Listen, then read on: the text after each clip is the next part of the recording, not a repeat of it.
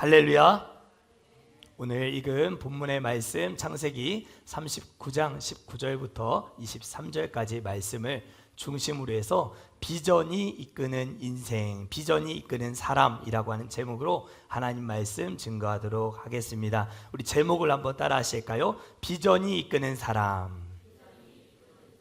우리는 다 어떤 삶이든 끌려다니는 인생을 살기가 쉬운데요, 어떤 이들은 세상과 환경에 끌려다니는 그런 사람들이 있는가 하면, 성경에 오늘 본문 속에 나오는 한 인물은 비전에, 하나님 주시는 비전에 끌려다니는, 견인되는 그런 삶을 살게 되었음을 우리가 보게 됩니다. 오늘 본문 속의 주인공은 우리가 잘 알고 있는 요셉입니다. 요셉의 스토리는 인생의 수많은 우여곡절 속에서도 하나님이 그의 인생을 기억하시고 축복하시고 함께해 주심으로 말미암아 범사에 하나님의 형통을 경험하게 되었음을 가르쳐주고 있는 너무 유명한 본문이요 이야기입니다. 그래서 오늘 읽은 21절을 포함해서 요셉의 스토리와 관련되어서 하나님께서 요셉과 함께 하심으로 라고 하는 구절들이 반복되고 있기 때문에 이 요셉의 형통, 요셉의 해피엔딩, 결국 애굽의 2인자가 되고 총리가 되는 이 하나님의 은혜가 하나님의 함께 하심 때문이었다라고만 생각하기가 쉽습니다. 그러나 요셉의 이야기는 여러분들이 곰곰이 성경을 자세히 한번 읽어보시면 사실 하나님의 인도하심의 확실성에 대해 의구심을 가질 수밖에 없는 이야기임을 우리가 알게 됩니다. 요셉은 그의 인생 가운데 하나님의 뜻이 확실하게, 분명하게 단 한 번도 나타나지 않았음에도 불구하고 한치의 흐트러짐도 없이 꿋꿋하게 자기의 길을 마지막까지 정도를 걸어간 사람으로 성경이 보여주고 기록하고 있습니다. 여러분들은 요셉의 스토리를 읽을 때 혹시 이런 의구심을 품어본 적은 없으십니까? 요셉의 인생이 이해되지 않게 너무 잘 풀리고 잘 되고 위기를 만나기도 하고 안 될 것 같으면서도 되어지는 이러한 상황들을 보면서 내가 만일 요셉과 같았다면 요셉과 같이 행동할 수 있었을까라는 질문을 아마 다들 한 번씩은 해보셨으리라 생각합니다. 이런 사실은 그의 아버지 야곱의 경우와 상당히 대조되는 것을 우리가 알 수 있습니다. 아버지 야곱의 경우는 어떠했는가? 하나님의 인도하심의 확실성이 너무나도 분명하고 직접적이었습니다. 야곱이 이제 형에게 장자의 권한을, 명분을 빼앗아서 저기 하란으로 도망칠 때에 베델에 머물러서 돌베개를 베고 잠을 자지 않습니까? 그때 하나님이 하늘로부터 사닥다리가 내려와서 천사가 오르락 내리락 하는 모습을 보게 돼요. 그때 하나님께서 음성으로 직접적으로 야곱의 삶 가운데 나타나시고 그의 음성을 들려주세요. 내가 지금 나를 떠나서 이제 하란 땅으로 가서 쫓겨다니는 삶을 살겠지만 너가 다시 이 땅으로, 고국으로 돌아올 때까지 나는 너를 절대로 떠나지 않을 거야. 하나님이 음성으로 야곱에게 분명하게 계시하시고 나타내 주셨습니다. 그렇게 하란에서 20년 동안 도피하면서 온갖 삼촌, 외삼촌 라반의 그 양떼 가축들을 돌보는 중노동에 시달리는 그 비참한 인생이었던 그를 하나님이 또 잊지 않으세요. 하란 땅에서 20년 동안 도피 생활하고 돌아오던 야곱이 이 야복강이라고 하는 강나루 앞에서 하나님이 보내신 천사와 함께 크게 씨름을 하지 않습니까? 씨름을 하고 하나님 주시는 메시지를 직접적으로 받고 심지어 그의 이름을 바꿔주시는, 이스라엘로 바꿔주시는 그런 일들이 이제 창세기 32장을 보면 우리가 다 확인을 할 수 있는데요, 이처럼 하나님께서는 요셉의 아버지 야곱에게 있어서만큼은 아주 직접적으로 나타나시고 음성을 들려주시는 방법으로 그의 인도하심의 확실성을 이렇게 피부로 체험하면서 느낄 수 있도록 해주셨다라고 하는 것이 야곱의 인도하시는 하나님의 특성이었습니다. 그런데 그의 아들 요셉의 경우는 너무 달라요. 창세기 37장에 요셉이 처음 등장하고 50장에 이 요셉이 죽는 기사를 다루고 있는 창세기 37장부터 50장까지 사이에 요셉의 인생 가운데 하나님이 음성으로나 혹은 직접적으로 그의 모습을 계시해 주시는 방법으로 요셉의 위기와 어려움 상황 속에 나타나신 일이 단 한 번도 없다는 것을 우리는 기억해야 합니다. 그저 몇 번 꿈을 꾸게 해주시고 그 꿈을 해석할 수 있는 지혜를 주시는 정도의 지극히 간접적인 인도하심. 그래서 요셉의 입장에서는 이분이 나를 인도해 가시는 이분이 하나님이신 것은 분명하지만 하나님을 피부로 느끼거나 직접적으로 내 귀로 그의 음성을 듣거나 하는 방식으로 인도하심의 확실성을 이렇게 인지하면서 따라간 경우가 전혀 아니었음을 성경이 가르쳐주고 있어요.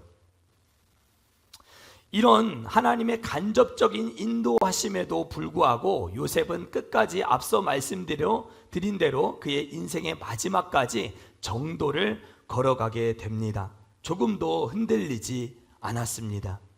이것을 우리가 어떻게 이해할 수 있을까요? 저 멀리 이국 땅, 애굽, 이집트라고 하는 곳에 달랑 떨어진 몸입니다. 노예가 되었습니다. 하나님의 직접적인 역사하심과 계시하심, 나타나심은 요셉의 입장에서 그 어떤 누구보다도 간절하고 절실한 형편이었습니다. 그러나 하나님은 그의 삶에 아버지 야곱에게 역사하셨던, 인도하셨던 방법으로 그의 아들에게 똑같이 역사하지 않으셨습니다. 그래서 요셉은 지금 이 상황 속에서 하나님이 내게 가라 하시는 이 길이 하나님이 진짜 가라 하시는 것인가? 라고 하는 확실한 확신성을 가지고 따라간 것이 아니었다는 것입니다. 그저 한 걸음 한 걸음 하나님의 인도하심에 순종하며 나아가는 그러한 길이었음을 우리가 기억할 때에 왜 그럴 수밖에 없었을까 생각해 보면 딱 한 가지 대답밖에는 찾을 수가 없는 것입니다. 그것은 바로 이 요셉의 어린 시절, 애굽으로 노예로 팔려갈 때가 17살이었거든요. 그러니까 17살이 되기 전 그 내용의 삶의 내용은 성경에 기록되어 있지 않지만 창세기 37장 요셉의 등장과 더불어 그 전 태어나서부터 17살까지의 삶이 그 이후의 삶을 결정했다라고 밖에 우리는 이해할 수가 없는 것이죠. 가정 안에서 배웠던 하나님의 말씀에 전적으로 의지하여 말씀에 충실한 삶을 살아갔던 것으로 밖에는 그의 이 올곧은 인생을 해석할 다른 방법이 존재하지 않는다는 것입니다. 그래서 요셉은 하나님이 보여주시는 확실한 사인이 아니라 어려서부터 배우고 익히고 또 훈련받았던 하나님의 말씀에 대한 교육과 어린 시절 체득했던 그 암송했던 하나님의 말씀들을 통해서 그의 삶이 이끌림을 받았던 사람이었다라고 이해할 수 있는 것입니다. 그래서 우리는 이 요셉의 어린 시절 배웠던 이 말씀을 두고 우리는 비전이라고 쓰고 비전이라고 읽을 수 있는 것입니다. 요셉이 어떻게 우리가 알고 있는 그 당시 세계 최강대국 애굽의 2인자가 될 수 있었을까요? 그것은 바로 어린이였고 청소년이었던 이 요셉의 어린 시절의 판가름이 난 것입니다. 그래서 오늘 어린이 주일을 맞이하여 우리는 요셉의 인생을 함께 들여다보면서 비전이 이끄는 사람, 비전이 이끄는 가정, 비전이 이끄는 교회에 대해서 함께 말씀을 상고해 보기를 원하는 것입니다. 먼저 비전이 이끄는 사람은 주변 상황에 짓눌리지 않는 특징이 있었다라고 하는 것을 알 수 있어요. 오늘 본문 속에 나오고 있는 이 요셉이 마주하게 된 상황은 어떤 상황입니까? 요셉이 지금 서 있는 곳은 애굽의 한 노예시장 한가운데 서 있습니다. 마치 동물원에 구경꾼 되어 있는 그런 원숭이처럼 많은 노예를 사고 팔려고 하는 상인들 앞에서 이 요셉이 덩그러니 서 있는 것이죠. 그곳에는 교회도 없고 제사장도 없고 성전도 없고 안식일도 없고 기도도 없고 설교도 없는, 그저 완전 세상 한가운데 덜렁 노예가 되어 팔려 떨어지게 된 이 상황을 우리가 기억해야 합니다. 출애굽기를 보면 알 수 있듯이 애굽에 내린 10가지 재앙, 피게이파, 악도금의 흑장, 첫 번째 재앙은 나일 강물을 피로 바꾸는 재앙이었죠. 왜 그러면 나일 강물을 하나님은 피로 바꾸셨는가 했을 때는 이 나일 강물 역시 애굽 사람들의 숭배의 대상, 우상 숭배의 대상이 되어지고 있었기 때문에 나일 강물을 피로 바꾸심으로 말미암아 내가 진짜 하나님, 내가 진짜 여호와라고 하는 것을 이스라엘 백성들과 애굽 사람들에게 보여주시는 것이었죠. 개구리를 보내시고 이 파리, 독종, 우박, 메뚜기 모든 것이 다 사실은 애굽 사람들에게 있어서는 우상 숭배의 대상이 되고 있었음을 우리가 기억해 볼 때에 애굽의 덜렁 요셉이 떨어지게 되었다라고 하는 것은 우상 숭배가 만연한 세상 가운데 덜렁 그가 떨어지게 되었음을 가르쳐 주는 것입니다. 그래서 이 애굽은 죄악으로 물든 악한 세상을 대표하고 상징하는 것으로 성경은 주로 이 애굽을 표현하고 있는 것도 우리가 볼 수 있어요. 요셉은 지금 이 악한 세상 한가운데 서 있는 것입니다. 우리의 다음 세대 자녀들이 앞으로 살아갈 세상도 꼭 이 애굽과 많이 닮아 있습니다. 재작년 2023년 경찰청 통계 자료에 따를 것 같으면 한 해에 우리 대한민국 안에서 발생하는 범죄가 여러분들 대략 몇 건이나 될 거라고 생각이 되십니까? 통계 자료에 따르면 대한민국 안에서만 한 해 한 해 발생하는 모든 건수를 합치면 150만 건이 넘는답니다. 이걸 수치로 계산해 보면 하루 24시간 안에는 4,000건, 1시간 안에는 160건, 그리고 1분 안에는 3건, 약 3건이 발생한다고요. 그러니까 20초당 한 번꼴로 지능범죄, 폭행범죄, 성범죄, 폭력범죄, 절도범죄와 같은 이런 범죄들이 이렇게 많이 일어나고 있는 세상 가운데 우리가 살아가고 있다는 것이죠.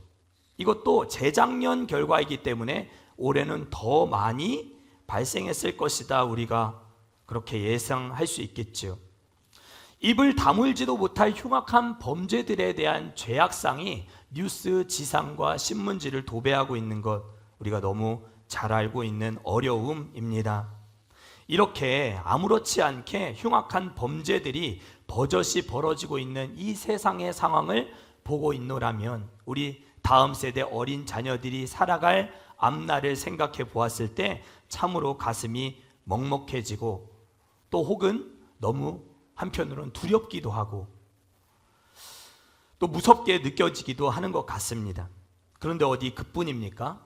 산불과 또 홍수와 같은 큰 천재지변들, 또 예상치 못했던 사건, 사고들은 또 얼마나 많이 일어나고 그에 따른 인명피해는 또 얼마나 많이 있습니까? 지난해 연말에 발생했던 여러분들 다 기억하실 제주항공 여객기 사고, 여러분들 다 기억하실 텐데요. 유튜브에 마지막 4분 7초의 상황이 그대로 담겨있는 영상이 공개되어서 제가 그 영상을 이번 주에 우연히 보게 되었는데요. 이 제주항공의 여객기가 그 동체 자체가 착륙하는 것 자체가 기적이었다라고 말하지 않습니까? 그런데 4분 7초나 되는 그 긴 시간, 혹은 또 짧은 시간이라고도 말할 수 있겠죠. 그 시간 안에 정말 긴박하고 다급했던 상황들이 고스란히 담겨져 있는 그 영상 속 마지막 4분 6초, 7초에 저는 집중하게 될 수밖에 없었습니다. 이유는 그 마지막 1, 2초 되는 짧은 순간 안에 탑승객의 한숨 소리가 거기에 그대로 고스란히 그 영상에 담겨 있더라고요. 탑승객일지 아니면 기장일지 제가 정확하게 판단은 못하겠지만 뭔가 이제 죽음을 앞두고 있는, 뭔가 큰 사고를 앞두고 있는 이 마지막 순간 앞에 어떤 이의 긴 한숨, 하는 이 한숨 소리가 제 마음을 완전히 사로잡았습니다. 이 세상 속을 살아가고 있는 모든 이들의 한숨을 대표하듯 제게는 매우 크게 그 한숨 소리가 다가오게 되었습니다. 요셉이 서 있는 지금 애굽은 하나님도 없고 제사장도 없고 성전도 없는 악한 세상 우상 숭배로 만연해 있는 그런 우상 숭배의 소굴 애굽의 노예시장 한가운데 17살 된 청소년이 지금 서 있다라고 하는 것을 기억해야 합니다. 아까 말씀드린 야곱이 형을 피해서 저 하란 땅으로 도망갈 때는 그의 나이가 이렇게 어린 나이가 아니었어요. 17살이 아니었습니다. 하란으로 도망갈 때 야곱의 나이는 77세였어요. 이미 인생을 많이 살았던 것이죠. 근데 지금 요셉은 상황이 전혀 달라요.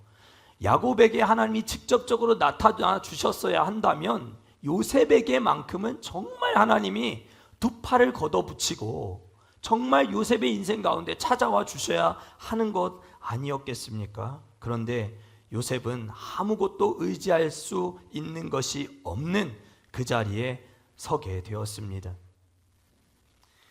형들에 의해서 은 20개에 매매되어 팔려오게 된 요셉은 은 20개 이상의 값어치를 내야만 하는 노예 시장 앞에서 저기 동물들도 팔려다니고 있는 상황 속에 저기 팔려다니고 있는 소 한 마리, 양 한 마리와 똑같은 동물과 같은 취급을 받고 있는 요셉의 이 상황, 모두가 이 팔려간 요셉을 까마득히 잊어버린 이 순간 속에서도 이 악한 세상 한가운데 홀로 서 있는 요셉을 잊지 않으신 분이 있었습니다. 그가 바로 하나님이셨습니다. 요셉이 부르짖어 기도한 것도 아니었고 교회에 가서 열심히 예배를 드린 것도 아니었고 또 목사님의 설교를 귀 기울여 경청하여 잘 들었던 것도 아니었지만 하나님은 그런 요셉과 함께 하심으로 이집트 국방부 장관인 보디발 장군의 집으로 팔려가게 하셨습니다. 거기서 본격적인 노예살이가 시작되지요. 하나님이 요셉을 수렁에서 건져내 주신 거예요. 그러나 보디발의 집에 갔다고 해서 상황이 완전히 종료된 것이 아니었습니다. 우리가 잘 아시다시피 보디발의 집에 가정총무가 되어 이제 막 자리를 잡고 좀 먹고 살만하고 좀 적응했다 싶었는데 보디발의 아내가 계속해서 이 젊고 용모가 빼어나게 아름다운 청년, 청소년 요셉을 계속 유혹하는 것입니다. 요셉, 요셉, 유혹을 하는 거예요. 창세기 39장 9절을 보면 날마다, 10절을 보면 이 보디발의 아내가 날마다 유혹했다, 날마다 유혹했다, 이렇게 말씀을 하고 있습니다. 고대 역사의 기록에 따르면 이집트의 이 지엄한 법에 따르면 강간을 하다가 저지르다 붙잡히면 그 자리에서 곧바로 사형, 강간 미수에 그치더라도 피해자의 고발이 있으면 사형에 처하거나 곤장 1000대를 치게 되어 있는 것이 이집트의 법이었습니다. 곤장 1000대를 맞으면 죽는 것과 일반이죠. 그러니까 강간이나 강간 미수죄에 걸리게 되면 그대로 즉결 처형을 당해야만 하는 아주 무서운 법이 바로 이집트의 법이었습니다. 한참 여자의 유혹을 받던 그때 요셉의 나이 몇 살? 17살. 17살 청소년의 피는 끓는 피요, 정욕을 제어하고 자제하기가 힘든 나이 아닙니까? 그런데 요셉은 날이면 날마다 자신을 유혹해오는 보디발 아내 앞에서 겉옷을 그대로 벗어둔 채 간음과 음행의 자리를 박차고 뛰쳐나오고 맙니다. 보디발의 아내는 여자로서 자존심에 깊은 상처가 나게 되었고, 이제는 유혹을 하는 편이 아니라 강간의 피해자 코스프레를 하고 나타나게 된 것입니다. 보디발 아내의 손에는 요셉이 벗어두고 간 겉옷이 들려 있었습니다. 너무나도 확실해서 그 어떤 증언으로도 뒤집을 수 없는 결정적인 물건이 남아 있었고, 여인은 그 증거의 힘을 힘입어서 남편 보디발 장군에게 내가 이런 어려움을 겪게 되었노라 라고 울면서 하소연하고 있는 이 상황, 지금처럼 CCTV가 있어서 목격자를 찾아내는 것도 아니고 과학수사가 가능해서 지문을 감식하여 범인을 잡아낼 수 있는 상황도 아니었기에 요셉은 그야말로 막다른 낭떠러지 앞에 서게 된 것입니다. 사형을 피할 길은 없습니다. 이것이 바로 비전이 이끄는 사람 요셉이 지금 처한 상황입니다. 의지할 곳도 없고 도와줄 이도 없고 사형에 해당하는 물증도 남아있고 가해자이면서도 주인의 아내인 여자가 피해자 행색을 하고 있는 이 상황은 아무리 경건한 삶을 살아온 청소년 요셉이라 할지라도 견디기 어려운 상황일 것임은 분명합니다. 그럼에도 요셉은 상황에 짓눌리지 않았습니다. 상황에 짓눌리지 않았습니다. 사방으로 우겨쌈을 당해도 하나님의 살아계심, 어려서부터 늘 들었던 여호와 하나님, 그분의 살아계심을 그는 배우고 믿고 어려서부터 암송했던 하나님의 말씀을 늘 마음속에 간직한 청소년이었습니다. 보이지 않아도 들리지 않아도 약속하신 말씀 위에 서 있었습니다. 그래서 상황은 여전히 자신을 사형이라고 하는 엄청난 상황으로 자신을 몰고 가고 낭떠러지로 몰고 가고 있는 이런 상황이었지만, 그래서 세상은 여전히 우상숭배와 각종 사건, 사고와 범죄들로 가득한 악한 세상을 마주하고 있었지만 그 한가운데서 요셉은 승리할 수 있었습니다. 사랑하는 성도 여러분, 예수님을 믿는다고 여러분들 주변의 상황과 형편이 한 번에 바뀌던가요?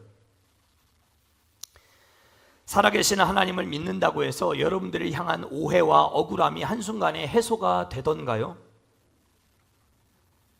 대부분은 그렇게 잘 되지 않습니다. 우리는 이 악한 세상이라고 하는 이 장소 위에 두 발을 딛고 살아가는 모든 순간 속에서 어려움도 당하고 환난도 당하고 때로는 예수님 때문에 미움도 당하고 핍박도 겪게 될 것입니다. 그러나 요셉을 기억하십시오. 모두가 다 죽여야만 한다고 말하고 있는 이 상황 속에서 여호와께서 요셉과 함께 하심으로 그가 범사에 형통한 자가 되었음을 여러분들이 잊지 마십시오. 아무 음성이 들려오지 않는, 하나님도 함께하고는 계시지만 직접적으로 말씀해 주시지 않는 이 답답한 형국 속에서도 그는 살아계신 하나님을 의지하는 청소년이었습니다. 저는 우리 다음 세대 어린 자녀들이 다 그런 믿음의 소유자로 성장하고 자라날 수 있게 되기를 진심으로 축복합니다. 물론 야곱과 같이 하나님이 기도하면 말씀하시고 나타나시고 꿈속에서 보여주시고 하시는 일들이 있을 것입니다. 여러분들의 자녀가 야곱과 같이 인도하심을 받을 수 있는 자녀들 되었으면 참 좋겠습니다. 그러나 모든 자녀들이 다 그렇지는 않더라는 거예요. 그 증거가 바로 여기 서 있는 저입니다. 고등학교 2학년 여름방학 때 아버지께서 자녀들과 전혀 일절 상의하지 않으시고 인천이라고 하는 곳에 개척을 하시겠다고 교회를 시작하셨습니다. 부모님의 선택과 결정을 저는 전혀 이해할 수가 없었습니다. 학업에 매진해야 할 때 아닙니까? 고등학교 2학년 여름방학 7월 6일 날 개척을 시작하셨으니까 제가 학업에 정말 매진하고 정말 뭔가 잘해보고 싶은 의욕이 막 생겨날 그때 갑자기 잠실에 자리도 잘 잡고 친구들도 많이 있고 잘 살고 있었는데 좋았는데 갑자기 인천으로 가서 교회를 시작하겠다는 거예요. 어떻게 그런 선택을 학생인 제가, 자녀인 제가 이해할 수 있었겠습니까? 너무 부모님이 원망스러웠어요. 인천에 여러분도 혹시 제물포로 아시는지 모르겠습니다. 제물포에서 서울 송파구 잠실에 있는 롯데월드 앞에 있는 잠신고등학교까지 다니려면 지하철로, 그때는 급행이 없었기 때문에 1시간 40분만 지하철을 타야 했습니다. 그러니까 내려서 걸어서 학교까지 다니고 하는 거는 이거는 이미 수업 시작할 때 녹초가 될 수밖에 없는 그런 어려운 형편이었죠. 저는 요셉과 같이 주어진 상황을 받아들이는 일에 익숙하지 않았어요. 너무 힘이 들었습니다. 이해가 너무 되지 않았어요. 그런데 아버지께서 선택하신 목회의 길을 제가 이제 걸어가고 있다 보니까 그의 선택이 얼마나 큰 용기였고 얼마나 큰 결정이었고 얼마나 대단한 순종이었는가를 알게 되는 거예요. 지금도 저는 그 부모님의 기도를 먹고 살고 있는 거예요. 제가 이렇게 지금 번듯하게 보이는 이 모습으로 이렇게 설교하고 이렇게 한 교회를 담임하는 목회자가 되어서 사역을 감당하고 있는 건 부모님의 기도 없이는 절대 이루어질 수 없는 일이라고 저는 아주 확신을 합니다. 날마다 새벽마다 저녁 8시면 9시 반까지 항상 꿈과 사랑의 교회와 저를 위해서 기도해 주고 계시는, 모든 것이 그때 당시에는 받아들일 수 없는 상황이었고 어려움이었지만 돌아보니 하나님의 인도하심이었고 하나님께 너무나도 감사할 기도 제목이 됨을 이제 와서야 이렇게 많이 느끼게 되는 것이죠. 목회자로의 부르심에 물러서지 않으시고 꽤 괜찮은 백화점에서 근무하셨었거든요. 괜찮았거든요. 먹고 살기도 괜찮았거든요. 인천에 가서 지금 개척하신 지 25년째 되는데 25년째 되는데 아직도 몇 명 안 되는 성도하고 이렇게 목회하고 계시잖아요. 일평생 기도로 쌓아온 그 목회 때문에 제가 그 혜택을 받고 있다는 것, 잊을 수 없이 감사한 사실인 것이죠. 요셉도 성경에 기록되어 있지 않았을 뿐 불평도 했을 것이고, 분명히 왜 아무 잘못도 안 했는데 감옥에 나를 보내시느냐고, 내가 뭘 그렇게 잘못했기에 은 20개에 팔려서 이 더럽고 악한 세상 애굽에 나를 떨어뜨리시느냐고, 왜 이런 생각 안 했겠습니까? 그런 어려움, 그런 원망 있었을 것입니다. 그러나 그는 상황에 함몰되지 않았어요. 상황이 여전히 갈수록 어려워지는 것은 분명했지만 하나님께 자신의 삶의 모든 것을 맡기는 이 초연함을 우리는 이 요셉의 본문을 통해 보게 되는 거예요. 여러분들 그게 느껴지지 않으세요? 너무 초연하지 않나요? 17살 어린 나이에 요셉의 선택과 결정과 처신이라고 보기에는 너무나도 이해할 수 없는 그 의연함과 초연함이 저를 고개 숙이게 만드는 거예요. 상식적으로 우리가 배운 하나님의 말씀대로라면 하나님이 함께 하실 때 적어도 감옥에 들어가게 되는 이런 극한 상황은 벌어지지 않아야 되는 것 아닙니까? 여러분들 그런 하나님 믿고 계시지 않으십니까? 그런데 오늘 본문 20절 보십시오. 이에 요셉의 주인이 그를 잡아 옥에 가두니 그 옥은 왕의 죄수를 가두는 곳이었더라. 요셉이 옥에 갇혔으나, 사형을 받아야 되는데 옥에 갇혀 무기징역을 살게 되는 이 상황을 지금 마주하게 되는 거예요. 감옥에 갇히면 끝난 것이죠.